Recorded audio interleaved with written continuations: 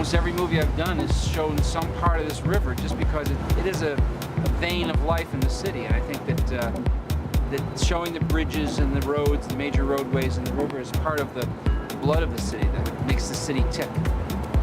And you know, the city is so goddamn cinematic. I mean, it's like New York. It's a beautiful place to shoot. And one of the great moments of my young life was standing in Daley Plaza going, it's the Richard J. Daley building? We're gonna drive a car through it.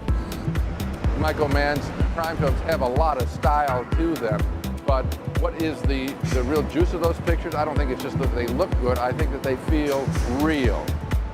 There were some things that I had seen that impressed themselves as being kind of poetic in a very rough industrial way, very evocative of the poetry of this world. There's kind of a gloomy poetry to them that really evoked a kind of a buzz. When I first met Harold, he was the dirty jokes editor for Playboy magazine. And he came up through Second City. It's partly about technique and it's partly about philosophy. Because while you're learning to do this, you're also maturing as a person. So I always tell people who are trying to be writers or filmmakers to go do something else first. I see filmmaking as a way to explore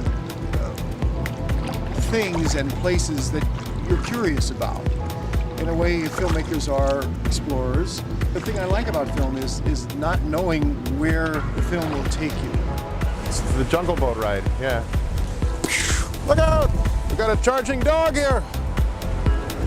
They sort of plucked me out of the academic world and offered me a job working with them. Yeah, we were like, you know, why get a degree in film when you could come work for us and be assured of never making any money or having any future. And any artist in this society has to have some marketable skills that will enable them to pay the rent while they're creating their art. And my marketable skill is driving a cab. You know, Chicago prides itself really on being a working class town, and that the work ethic is something to be proud of here. I think that's one of the things that I've absorbed being here. And I think if you have that work ethic, when you do go out to LA, which is, you know, I remember reading an interview with Zemeckis saying the same thing. You know, he went to the same high school as I did, Fanger. Went to film school out there, he said, but he was instilled with that working class work ethic. We need our people to stay here, and maybe there's something about the environment here that makes it really hostile to do that. I think it's often because the money, the power bases are not here. I don't believe that film is just for the maker. You know, where you say, like, I make films for me. I don't. I mean, to me, a film means nothing unless it's being viewed by other people. Independence is what most film artists want to do.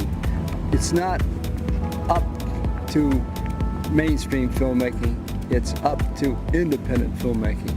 And I think that's something to aspire to.